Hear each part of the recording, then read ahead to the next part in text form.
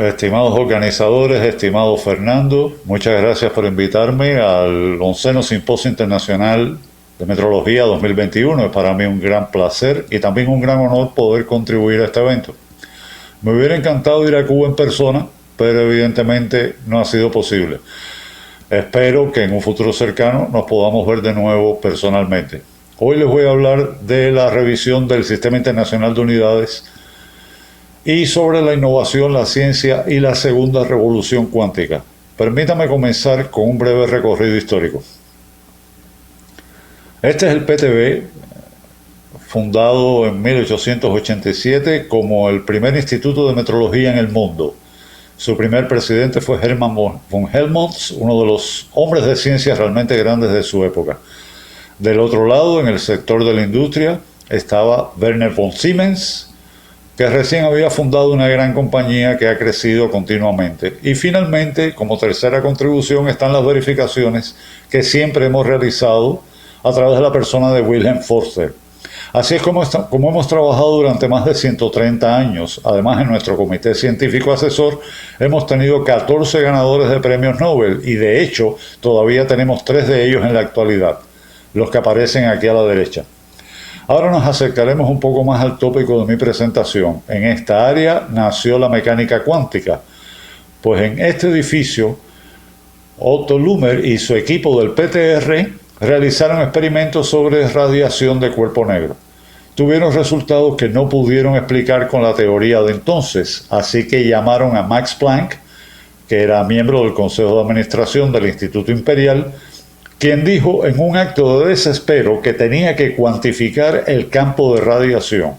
Esta es su famosa ecuación y aquí está la constante H de Planck que él tuvo que introducir. Al final de su ponencia, donde explicaba esta cuantificación y la ley de radiación, Planck discurrió sobre las unidades. Este texto está en alemán, así que lo traduje para ustedes. Él dijo: con la ayuda de constantes fundamentales podemos establecer unidades de longitud, tiempo, masa y temperatura, lo cual retiene necesariamente su validez para todos los tiempos y civilizaciones, incluso extraterrestres y no humanas. Fue una definición muy visionaria de las unidades, y eso es exactamente lo que hemos hecho con el Sistema Internacional de Unidades modificado. En el círculo interior tenemos constantes fundamentales, muchas de ellas de la naturaleza, y hemos fijado sus valores numéricos. Aplicando las leyes de la física podemos entonces realizar las unidades, y les voy a mostrar en algunos casos cómo funciona esto. En general se trata de un conjunto consistente y coherente que se basa en nuestra comprensión actual de la naturaleza.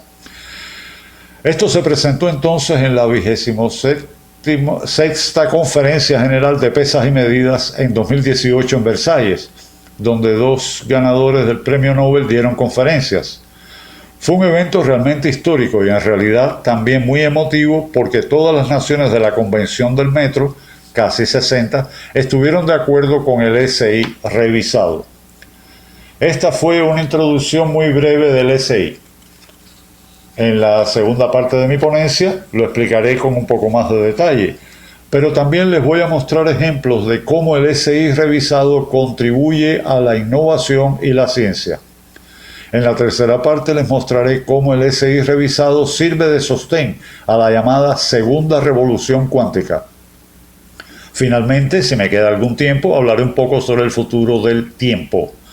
Permítame comenzar con el tiempo y explicar de nuevo cómo funciona esta definición de la unidad. Esta es la definición del segundo. Se basa en la transición de una frecuencia en un átomo específico, el átomo de cesio 133. En este átomo hay un pequeño péndulo y se define el segundo exactamente como 9.192.631 oscilaciones de este pequeño péndulo en el átomo.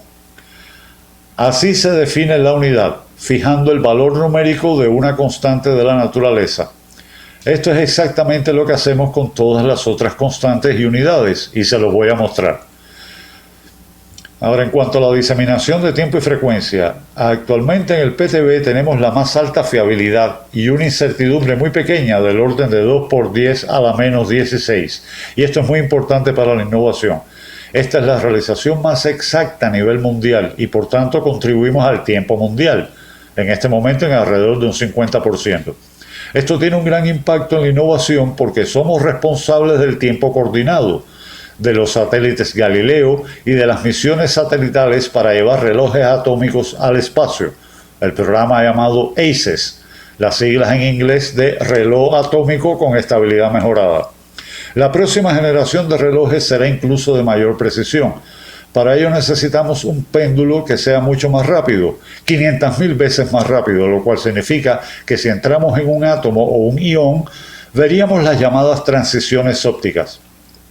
Aquí usamos iones de iturbio, una transición octopolar a 467 nanómetros. Con estos tipos de relojes, con un ion único atrapado y enfriado, podemos lograr una incertidumbre sistemática del orden de 3 por 10 a la menos 18, que es, como en otros 5 institutos nacionales de metrología, el récord mundial.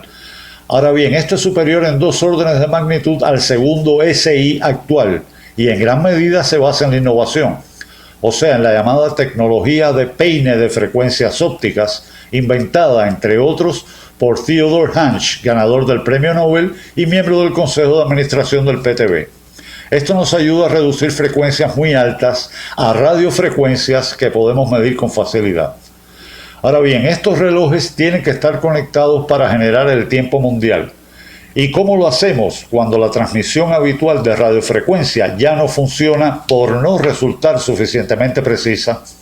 Lo que inventamos en el PTB junto con París es la llamada transmisión con fibra óptica.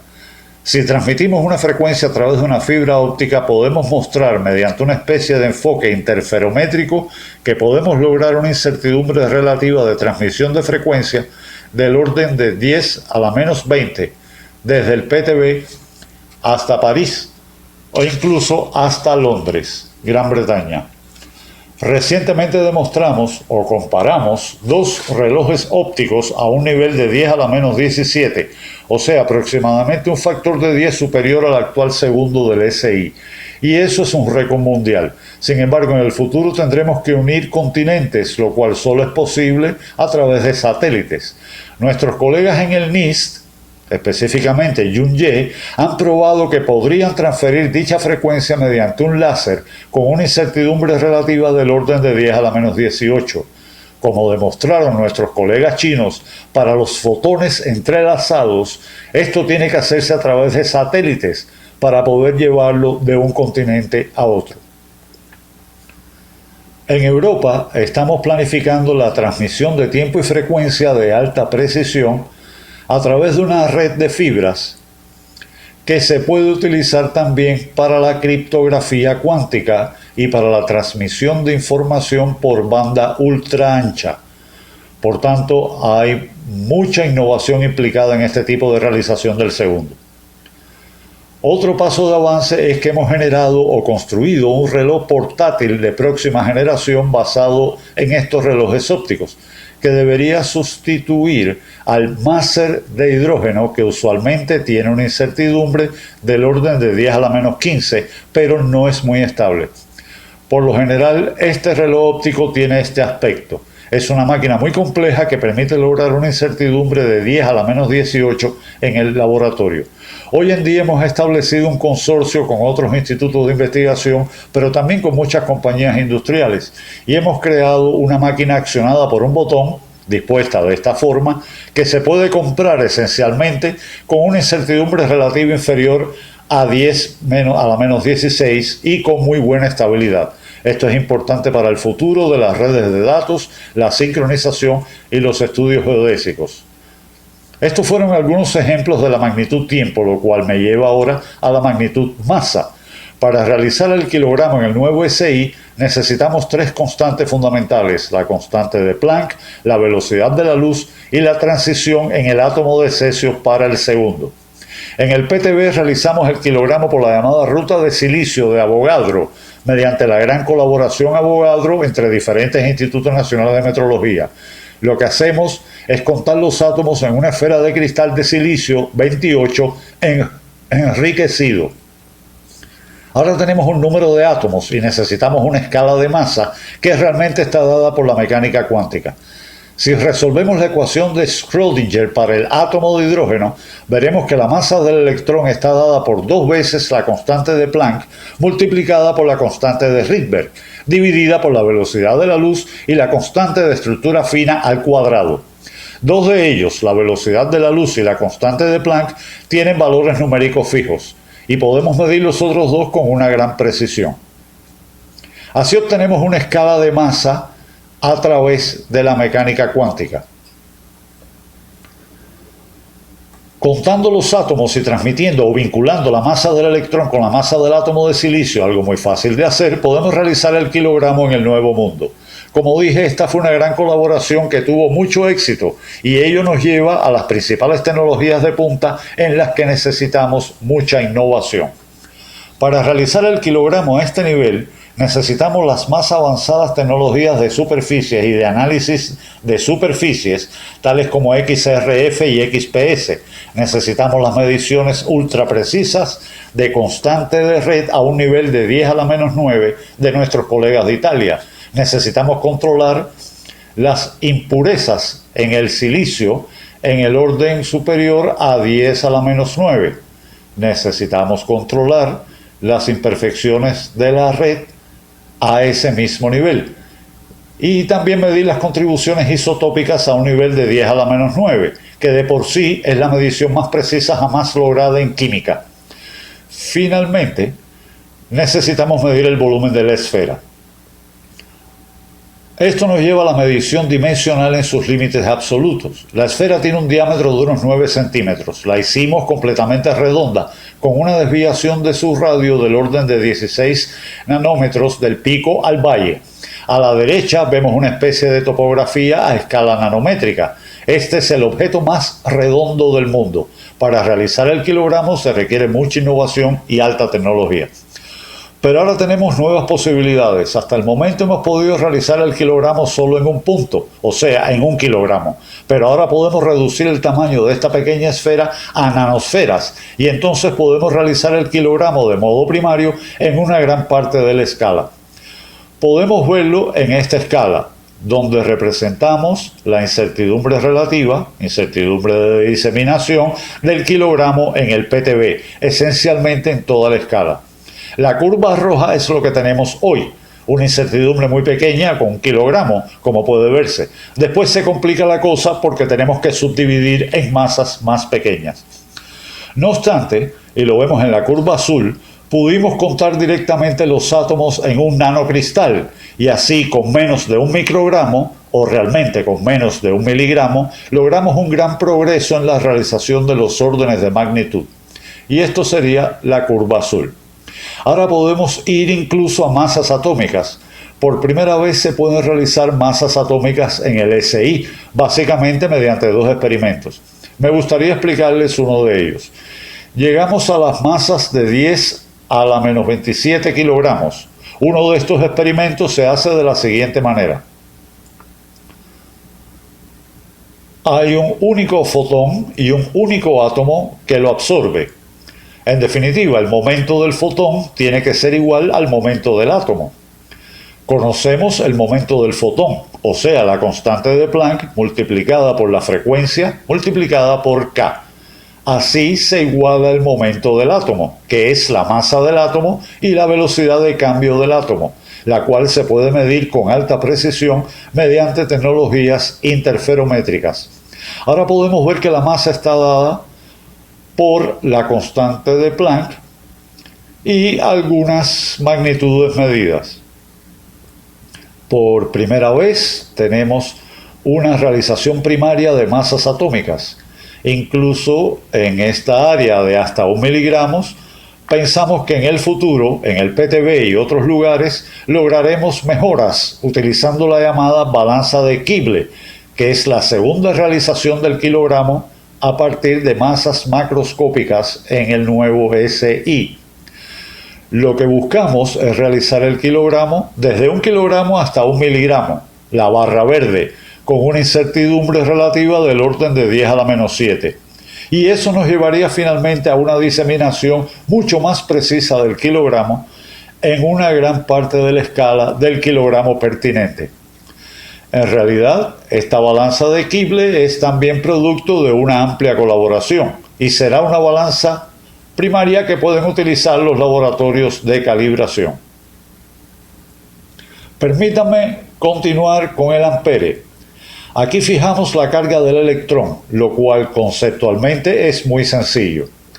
Si tenemos electrones simples, estos pequeños puntos, a los que le damos un potencial y liberamos de nuevo cambiando ese potencial, entonces la corriente que pasa por estos electrones está dada por el número de electrones en este pequeño punto, multiplicado por la carga del electrón, multiplicada por la frecuencia con que cambiamos estos potenciales. Desde el punto de vista conceptual, es un paso muy similar. En realidad, esto constituye un inmenso reto tecnológico, pero podemos hacerlo en el PTB. Por ejemplo, el dispositivo que vemos aquí es el llamado nanopunto. Vemos estas pequeñas franjas que son los potenciales que intercambiamos cuando un electrón llega a una de estas plataformas. La plataforma es un detector en el cual vemos la señal del electrón simple. Luego viene otra bomba y otro detector y otra bomba, solo para garantizar que siempre bombeamos un electrón. Finalmente podemos lograr corrientes muy pequeñas del orden de 10 a la menos 7, que es realmente un récord mundial. Estos tipos de bomba de electrón único tienen muchas aplicaciones futuras. Obviamente esto es un tipo de electrónica libre de ruidos de disparo porque controlamos los electrones. Esta pudiera ser la base de la electrónica del spin cuántico. También se podrían aplicar tecnologías fotónicas si este electrón está en estado excitado y se desintegra radiactivamente. Esta es la base de las lecturas de información cuántica. En el PTB estamos trabajando en un proyecto para leer computadoras cuánticas con este tipo de electrónica. Ahora, si queremos amplificar esta frecuencia muy baja a algo que podamos medir con facilidad, necesitamos un amplificador de corriente. En el PTB desarrollamos, y este es un instrumento clásico, un amplificador de corriente de ruido ultra bajo que por sí solo nos ayuda mucho a incrementar nuestra diseminación. Aquí vemos nuestras incertidumbres relativas de diseminación para el ampere, también en toda la escala.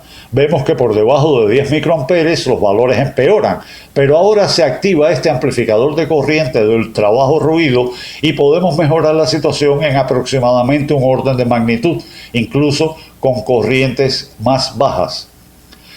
Esta bomba de electrones simple se activa y nos permite medir dos puntos. 1 a 100 picoamperes en el orden de 2 por 10 a la menos 7 y también a un atoampere en el orden de 10 a la menos 7. Lo que vemos aquí es que finalmente con todas estas mediciones podemos reducir mucho la incertidumbre de diseminación. Esto tiene muchas aplicaciones prácticas. Esos amplificadores de corriente de ultra bajo ruido ya están en uso en cámaras de ionización para medir corrientes muy pequeñas. La línea roja es una línea cero. El valor más menos es la incertidumbre con la que estas cámaras de ionización trabajan en este momento. Con este nuevo dispositivo podemos mejorar significativamente el presupuesto de incertidumbre. También implica mucha innovación porque hemos desarrollado cosas necesarias para la realización del nuevo SI. Hay muchas otras posibilidades ahora con el SI revisado porque podemos realizar directamente el OM a través de la carga del electrón y la constante de Planck mediante el efecto de von Klitzing. También podemos realizar directamente el vol utilizando las mismas constantes mediante el efecto de Josephson. Aquí tenemos muchas posibilidades de innovación, en particular también para el OM. En el PTB estamos trabajando con la resistencia del efecto Hall cuántico en grafeno. El objetivo es operar estos dispositivos en campos magnéticos más pequeños, lo cual es más conveniente para los dispositivos comerciales porque resulta menos costoso. Pudimos producir grafeno epitaxial en carburo de silicio en el PTB. En estas láminas vemos distribuciones uniformes de capa única. Finalmente pudimos demostrar excelentes efectos Hall cuánticos de corriente directa y corriente alterna de hasta 1 Tesla. Usualmente se logra hasta 6 Tesla. Ahora tenemos que optimizar para lograr una concentración portadora, estable y robusta. No obstante, la vía está abierta para la innovación y también para aisladores topológicos. Ahora hablaré muy brevemente del Kelvin. Como vemos en la ecuación, si tenemos un conjunto de partículas, podemos relacionar la energía con la temperatura mediante la constante de Boltzmann. Esto es para un grado de libertad. Desde aquí podemos fabricar un termómetro comercial primario, por ejemplo, mediante termometría de ruido. Los pioneros en este campo fueron nuestros colegas del NIST y de China. Ahora en el PTB estamos tratando de fabricar un dispositivo comercial. ¿Cómo hacemos? Tenemos una resistencia a una cierta temperatura, lo cual obviamente está produciendo ruido cuántico, ruido electrónico, según la temperatura. Al mismo tiempo producimos ruido cuántico sintético mediante el contacto Josephson. Y comparando los dos, obtenemos esta ecuación. Como podemos ver, esta es una posibilidad de realizar la temperatura fijando el valor numérico de la constante de Boltzmann. Este proyecto está en marcha en el PTB y esperamos que en 1 o 2 años podamos lograr un termómetro primario comercial que cubra una amplia área de la escala.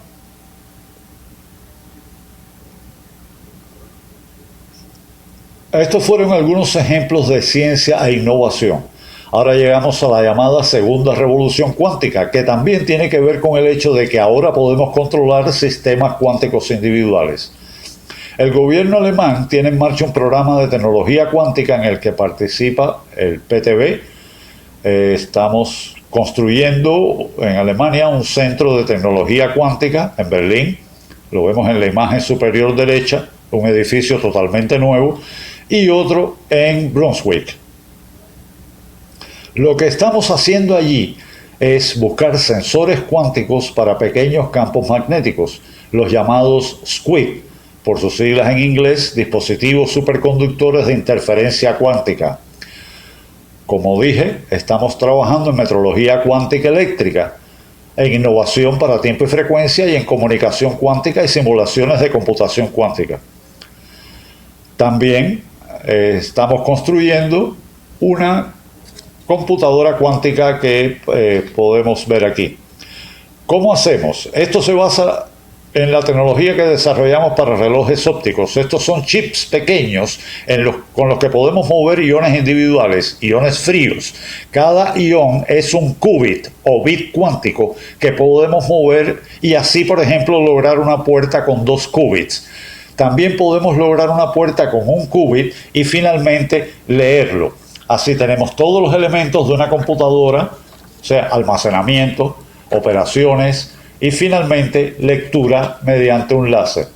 Lo interesante es que todo esto se puede llevar a una escala. Muy recientemente demostramos que podemos lograr una puerta de 2 qubits con un coeficiente de error relativamente pequeño, de unas pocas veces 10 a la menos 3. Creo que ese valor podemos mejorarlo en un orden de magnitud. Todo esto es con pequeños chips que se pueden graficar de manera que podamos fabricar en el futuro una computadora con error corregido de 20 o incluso de 50 qubits. Con ese fin recibimos recientemente un gran financiamiento, 25 millones de euros, y fundamos el Valle Cuántico de Baja Sajonia. Estos son todos nuestros asociados. La meta es realizar en un marco de 5 años una computadora cuántica de 50 qubits. Con esto llego finalmente a la última parte de mi ponencia que trata del futuro del tiempo. En realidad este tema me lleva a la ciencia. ¿Cómo contribuir al SI revisado o, para ir incluso más lejos, a la próxima generación de relojes? ¿Cómo podemos hacer aportes científicos? En esta imagen vemos cómo ha variado en el tiempo la incertidumbre relativa obtenida con la realización del segundo del SI, que desde 1967 se ha basado en el cesio, como vemos aquí. Desde ese año, cuando logramos una exactitud relativa de 10 a la menos 12, hasta la actualidad, teniendo varias veces 10 a la menos 16, hemos mejorado estos valores. La realización del tiempo, del segundo, en 4 órdenes de magnitud sin cambiar la definición. Este es uno de los maravillosos méritos del SI revisado. Si la tecnología avanza, podemos hacer las cosas cada vez mejor. No obstante, tenemos una limitación porque este péndulo no es lo suficientemente rápido. Como dije, ahora tenemos los llamados péndulos ópticos, que son mucho más veloces. Pueden ver que muchos laboratorios en el mundo ya han alcanzado, repito, un nivel de incertidumbre relativa de 10 a la menos 18, 2 órdenes de magnitud más que el segundo del SI. No se vislumbra límite alguno para seguir mejorando ese valor. Recientemente vi una conferencia de Yun Ye, del NIST, donde mostró estar muy convencido de que al menos antes de morirse obtendremos un valor de alrededor de 10 a la menos 21, lo cual ofrece enormes posibilidades en términos de sensibilidad, pero también para la ciencia. Una de ellas, y ya esto resulta muy interesante con 10 a la menos 18, es la llamada geodesia relativista. Como todos sabemos, a partir de la teoría gravitacional general de Einstein, los relojes marchan de forma diferente en diferentes lugares del campo gravitacional de la Tierra. O sea, si tomamos un reloj de la Tierra y lo alzamos 1 centímetro, cambiaremos su frecuencia en alrededor de 10 a la menos 18. Por el momento, con nuestros relojes mostrando una exactitud de 10 a la menos 18, somos sensibles a 1 centímetro en el campo gravitacional de la Tierra.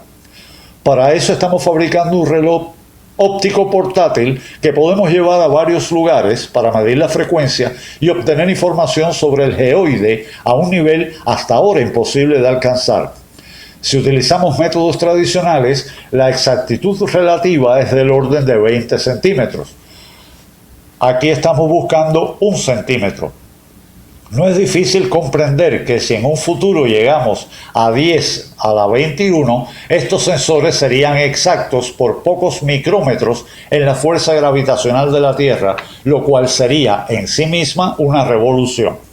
Con estos relojes podemos realmente buscar materia oscura porque marcarían el tiempo de forma diferente si esa materia oscura pasa a través de la Tierra.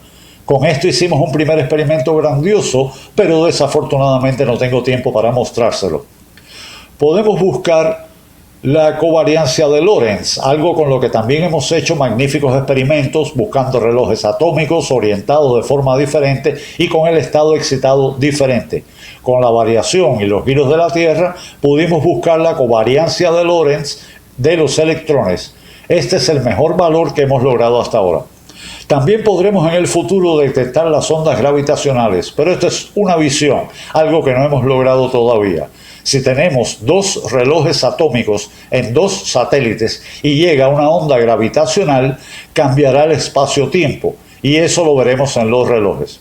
Finalmente, hacemos la pregunta, ¿son las constantes que hemos definido en nuestro sistema necesarias para realizar las unidades realmente constantes? Esta es una pregunta fundamental muy básica de la física. Ahora vemos alfa en las constantes de estructura fina con la carga de electrones, la constante de Planck y la velocidad de la luz como sus componentes. Esta constante de estructura fina realmente rige la frecuencia de transición en los átomos, o sea, la transición entre A y B. Ambos niveles reaccionan de forma un poco diferente ante un cambio de alfa. Si alfa cambia, esta frecuencia también cambiaría. Esto es lo que estamos estudiando con nuestros relojes de Ytterbium. Tenemos 2 transiciones con diferentes sensibilidades en alfa, como podemos ver, por lo que cambian de forma diferente. Y haciendo una comparación podríamos demostrar finalmente que establecimos el mejor límite para la posible variación de alfa. O sea, afirmar que alfa no cambia en más de 1 por 10 a la menos 18 cada año. Si comparamos esta transición con un reloj de cesio, realmente tendríamos información sobre otra magnitud esencial, es decir, la masa del electrón con respecto a la masa del protón. En este caso, pudimos fijar un límite de varias veces 10 a la menos 18 al año, el cambio máximo de esta relación. Estamos muy seguros de que nuestras constantes son realmente estables a un nivel de 10 a la menos 18. Sería muy interesante ver las desviaciones que predicen las grandes teorías unificadas.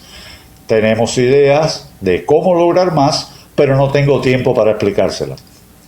Con esto termino mi presentación.